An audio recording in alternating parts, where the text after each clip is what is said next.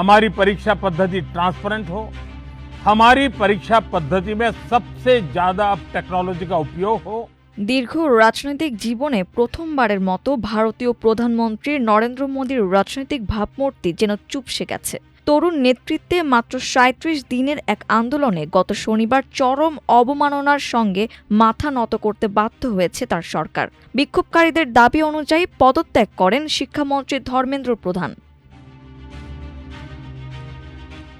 নিজের খেয়াল খুশি মতো চলতে অভ্যস্ত মোদি তার ২ মন্ত্রীর সঙ্গে বিক্ষোভে নেতৃত্ব দেওয়া ককরোচ জনতা পার্টির প্রতিনিধি দলের বৈঠক মেনে নিতে বাধ্য হন। এর ধারাবাহিকতায় সরকার থেকে বিক্ষোভকারীরা সব দাবি আদায় করতে সক্ষম হন।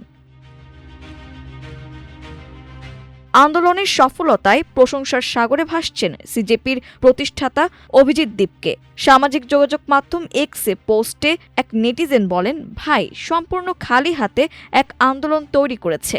অপর একজন লিখেছেন, একটি সামাজিক মাধ্যম পেজ, একটি ট্রেন্ড ও একটি পোস্ট সবকিছু বদলে দিয়েছে। সরকার হাঁটু গেড়ে বসেছে। ১২ বছরের মধ্যে প্রথম কেউ পদত্যাগে বাধ্য হলো। অভিজিৎ দীপকে, তুমি একজন নেতা।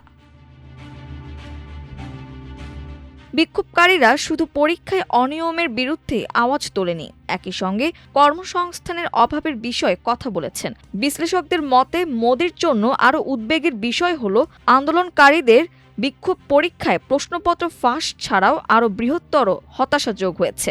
এর মধ্যে ভারতের ৩৭ কোটি তরুণের জন্য যথার্থ মানসম্পন্ন বেতনের চাকরির অভাব এবং দিন দিন বাড়তে থাকা বেকারত্ব রয়েছে। যুক্তরাষ্ট্রের ইয়েল বিশ্ববিদ্যালয়ের সাউথ এশিয়ান স্টাডিজের প্রভাষক সুশান্ত সিং বলেন, বিক্ষোভের লক্ষ্য ছিল মোদি। বিক্ষোভে অংশ নেওয়া অনেকেই মোদিকে ভোট দিয়েছেন এবং মোদি বিভিন্ন কিছুই তাদের কাছে প্রতিশ্রুতি দিয়েছেন। তিনি প্রতিশ্রুতি রক্ষা না করায় তারা প্রতারিত অনুভব করেন। সাম্প্রতিক বছরগুলোতে গড়ে ৬% বার্ষিক অর্থনৈতিক প্রবৃদ্ধি অর্জন করে আসছে ভারত, যা বিশ্বের অন্যতম সর্বোচ্চ গড় প্রবৃদ্ধি।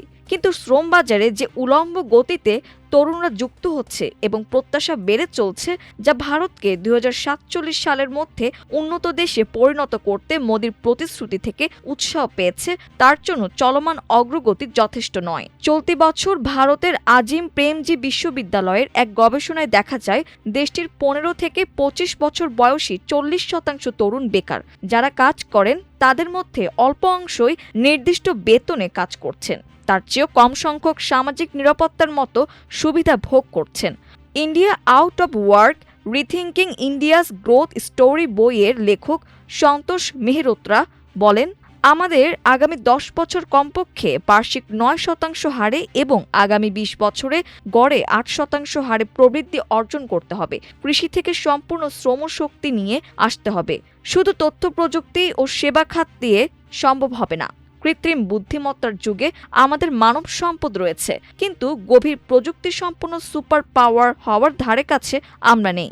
মোদির সমর্থকরা বলছেন, শনিবারের পদক্ষেপ ছিল শিক্ষার্থীদের বিক্ষোভে প্রশমিত করার সুপরিকল্পিত ব্যবস্থা, যাতে অন্যরা এটি ব্যবহার করে নিজেদের এজেন্ডা বাস্তবায়নের সুযোগ না পায়।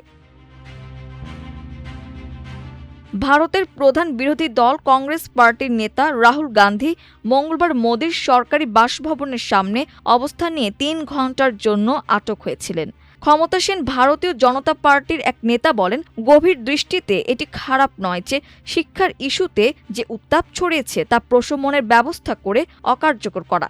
সরকার প্রকৃত বিক্ষোভকারীদের ছাড় দেওয়ার নীতি গ্রহণ করে এবং সহিংসতা তৈরি বা সরকারের কাছে বাধা দেওয়ার সঙ্গে সংশ্লিষ্টদের দমনে পদক্ষেপ নেয়। এর ফলে এটি আর ঐক্যবদ্ধ আন্দোলন থাকেনি। কিন্তু গত সপ্তাহের সোমবার দিল্লিতে নির্মম পুলিশি হামলার স্মৃতি রয়েই যেতে পারে। বিক্ষোভকারীরা পার্লামেন্ট অভিমুখে পদযাত্রার উদ্যোগ নিলে পুলিশ টিয়ার গ্যাস নিক্ষেপ ও লাঠিচার্জ করে তাতে বাধা দেয়। সাম্প্রতিক বছরে বিশ্বের অন্য বিভিন্ন দেশ জেনজি খ্যাত তরুণরা বিক্ষোভ করেন। একই ধারায় এ বিক্ষোভে দেখা যায়, শক্তিশালী সরকারের বিরুদ্ধে আওয়াজ তুলতে তরুণরা ভয় পায় না। ভারতীয় রাজনৈতিক ভাষ্যকার সঞ্জয় বারু বলেন, বিজেপি বুঝতে পারেনি এ তরুণদের সঙ্গে তারা কিভাবে বোঝাপড়া করবে। বিজেপিকে এ প্রজন্ম চরম অবজ্ঞা করে। এ ধরনের অবজ্ঞা আমি প্রথমবারের মতো লক্ষ্য করেছি। বিক্ষোভকারীরা মোদিকে বাঁদর বলেও স্লোগান দিয়েছে। মাল্টিমিডিয়া ডেস্ক, আমার দেশ।